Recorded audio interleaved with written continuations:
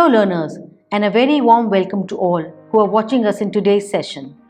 I am Dr. Gitika S. Johari, faculty at School of Vocational Education and Training, Indira Gandhi National Open University.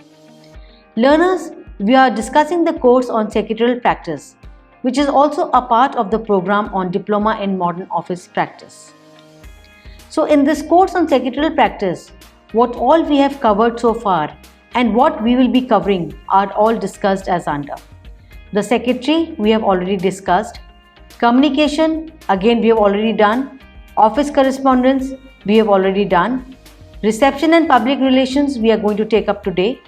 Meeting, report writing, sources of information, travel arrangements, and handling cash and bank transactions, we will be taking up in our forthcoming sessions. So learners, in our today's session, we are going to take up reception and public relations. But before that, let's briefly understand what are we going to study. Learners, as you all know that a secretary is the backbone of any organization. He or she is a person who is responsible to do administrative work such as receiving visitors and organizing the front office of the organization. Here we will help you in understanding the roles, duties and functions of a secretary in organizing meetings, preparing minutes and making a report of the organization. So let's begin with reception and public relations. Today, a modern organization has to receive hundreds of visitors every day. The first impression a visitor gets is always influenced by the manner in which he or she is received and also by the looks of the reception area. It is the first entry stop of any workplace. With this first impression, the visitor can analyze many things about the office or the organization. As we all know, the first impression is the last impression. Therefore, we need to ensure that the receptionist's appearance and manner should create an everlasting good impression on the visitors. They must have the ability to speak clearly. They require tact to handle any difficult situation. Not only this, the design of the office reception conveys the correct message to the visitors to maintain correct values about the office. It must be located at that area from where the visitors are not able to see the main office, as this will prevent the interruption of office work. The attention of people working in office will not be distracted by the flow of visitors. So efficiency in office operations can be promoted. Now learners, let us understand the meaning of reception, because reception has many meanings. So here we have to understand the meaning of the word reception from the office perspective. Reception is the front office area. It is that area of an organization from where the visitors are received and welcomed with hospitality. It is that from where all the information required is obtained by the persons who do not belong to that office. It can also be called as the initial contact point where the visitors are welcomed. They get the answer to their queries and also get the appointment if they have to meet someone in the office. Now, since reception is the first impression a visitor gains of an office, therefore it should be attractively furnished and designed to impress the visitors. Here we have given you a picture of an office reception area, in the office. Just as face represents a person, the reception area represents an office. And just as we form an opinion by looking at the person, usually his face, most of the visitors similarly form an opinion about the office, that is, how it is doing by looking at reception area. Therefore, paint of the walls, color of the furniture, size of the reception table, all other accessories and their arrangements must be well planned and designed. Let us now take up importance of reception. Learners, reception area is of critical importance in any office organization. It is like a business card. It is that part where the visitors are usually able to walk in, look around and understand what this office does. It is important as it determines the first impression on clients, and if influenced positively, they will be attracted to come again and again to the organization. For greetings and welcoming visitors, the appearance and manners of the receptionist are very, very important. To impress the visitors, the receptionist must possess the qualities to create the right impression on the mind of visitors. Good communication skills, comprehensive knowledge, tactfulness in difficult situations are the important skills which are required for receiving and entertaining visitors. Visitors are usually asked to sign the visitor's book or enter the particulars of their visit in a register. This provides a useful permanent record of all the visitors to the office, and this has been given in our slide like this. You can see that this is a visitor's book. Here the date is given, the name of the visitor is mentioned, the office from which the visitor is coming is given, the time of his arrival is mentioned, and referred to is also mentioned here. Sometimes a visitor introduces himself by offering a business visiting card which provides his name, office or organization, and his position. A specimen of a visiting card is shown in this slide. Now, let us learners discuss about the work activities of a receptionist. Receptionists usually work near the entrance or reception area of an organization and greets visitors as they arrive. They direct visitors to the person or people they need to see. She or he may keep an appointment book for office staff, deal with telephone or over-the-counter reservations of rooms or facilities, carry out bookkeeping duties, word process reports, and operate a switchboard.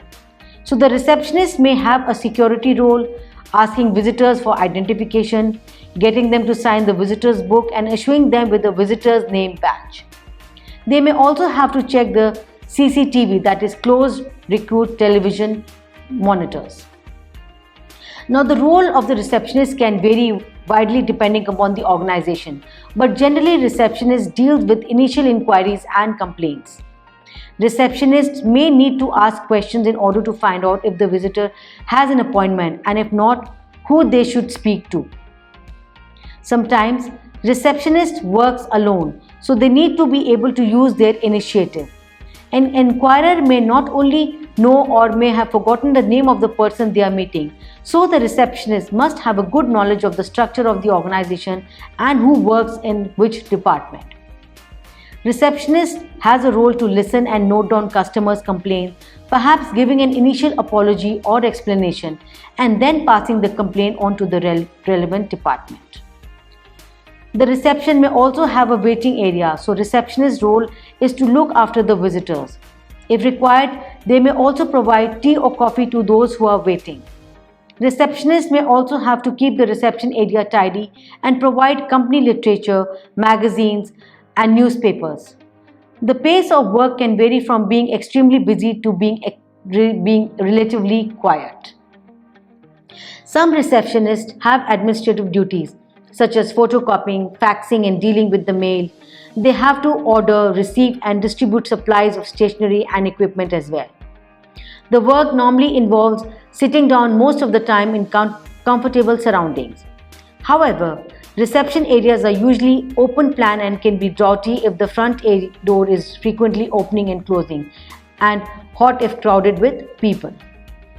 To perform above mentioned roles, a receptionist needs to have certain personal qualities and skills. What are those qualities and skills? Let's have a look at them.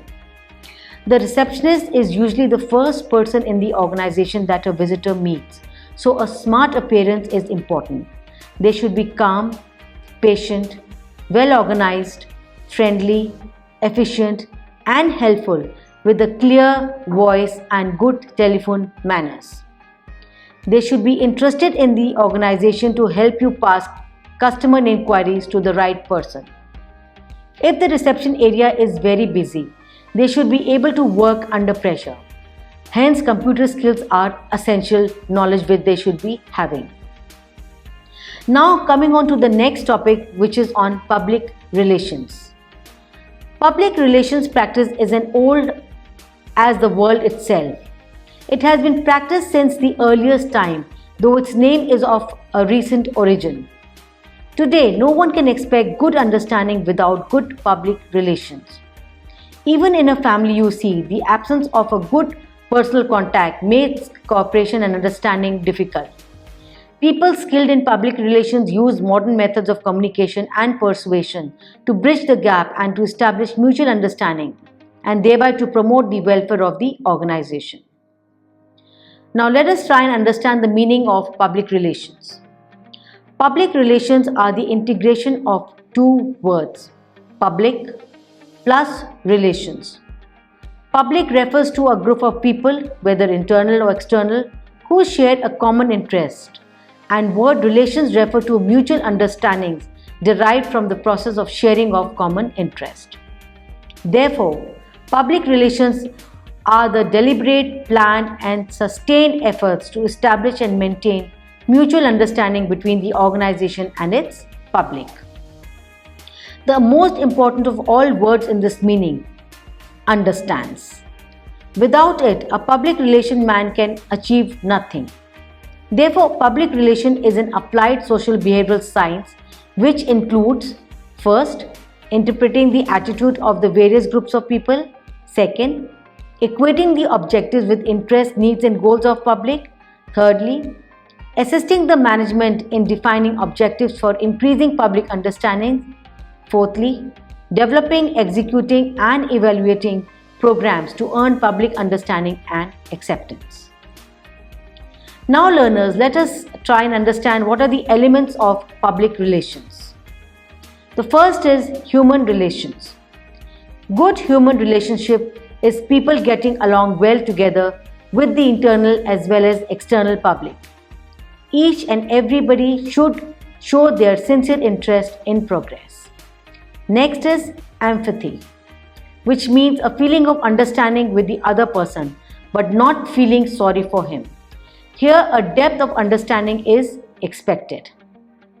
Next comes persuasion, meaning to minimize the misunderstanding and difficulties by giving adequate expectations. A sense of human interest is a valuable asset to anyone indulging in persuasion. Now learners, let us move on to understand what are the essentials of public relations. It is a useful profession provided it is employed in the right way. It helps to understand the public and organization. It helps in attaining an impartial, efficient and effective environment for most people working in the office or organization. Now learners, let us now come to the functions of Public Relations Department. Now the list of functions performed by Corporate Public Relations Department varies from company to company. However, certain standard functions have emerged which are very common to all. So let's discuss each of them. First is Public Relations Policy. It provides top management and other department public relations policy, contributing public relations viewpoint in formation of corporate decisions. Next is Corporate Publicity. Development and issue of announcement of company activities from the press, placement of promotional publicity as a whole or any of its unit. Next is Product Publicity, which means announcement of a new product through editorial channels of communication, media development and promotional campaigns. Then comes Government Relations, meaning maintaining liaison with appropriate government units at local, state and national level. Then comes Community Relations, meaning establish community contacts, that is performance of corporate good neighbor activities, compliance with environmental protection standards, fostering equal employment opportunities, cooperation in urban development programs and development of community understanding of companies' problems. Then is Stockholders Relations. Development of acceptance of company among the investors while broadening exposure of the company, its policies and financial results in the investment community, preparation of annual reports, dividend checks, etc. Then comes Public Relations Promotion Programs in the form of exhibitions, seminars, workshops, etc. Now learners, after having understood the definition of public relations, let us now, and the elements of public relations and other important things, let us now understand the importance. Firstly, It helps the public and media with better understanding about the company, that is how it works. It helps the company to achieve its full potential, provides feedback to the company from the public. Public can do research on the areas on which the public is not happy. Next is to share the company in a positive light, no matter whatever may be the situation. Next, public relation people are constantly involved in constant partying and networking to find new contacts. This can be acquired through long hours of hard work. Another importance of public relations is helps in multitasking and time management by organizing and planning skills. Then it helps to cope up very well under pressure, must be able to handle bundle of questions from media as well as public.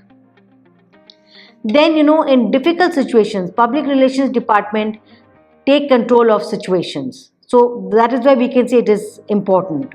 Then public relations department has the opportunity to work with senior most executives. Then public relations remain unstressful even after doing long hours of duty. So if we want to sum up, learners, we can say that here we have covered basically two aspects in this unit on reception and public relations. First, reception, where we have tried to tell you that it is an area where the guests or the visitors report on arrival. They are greeted and welcomed by the receptionist. The receptionist has to receive and entertain the visitors with refreshments, providing the reading material, etc., till they get the time to see the concerned officer. They also have to perform other duties like word processing, handling telephone calls, email inquiries, preparing bills, etc. They require the ability to excel in time management to perform all duties of front desk office. Then the second aspect of this particular unit is public relations. And what have we studied so far in public relations? We have tried to understand that it is mutual understanding between the organization with all with whom it comes into contact, both within and outside the organization, whether it is with the customers or whether it is with organizational agencies or government agencies or local agencies or with internal people in the organization. It can anticipate any problem before it comes, as it establishes a good communication link both with the staff and the management. It is always trying to influence the image of the organization by appropriate publicity, advertising, exhibition, films, etc. It plays a vital role in the successful operation of the organization. So we can say that it is the basis of the bright future of any establishment. So we can see that in many organizations there is a public relations department which caters to all such kind of things. So learners, I think so hope today's session has been very useful, wherein we have tried to cover the reception in public areas, how they play a very important role in any kind of office environment. Because nowadays in office we see that both the reception and the public relations department, they have a very vital role to play. Reception, when it comes to meeting your the visitors, how we have to take care of the visitors, their requirements and all. And when it comes to public relations department, we really need to see that whether we are able to address to the issues of the public in whatever way they want. Hope you enjoyed today's session as well. Thank you.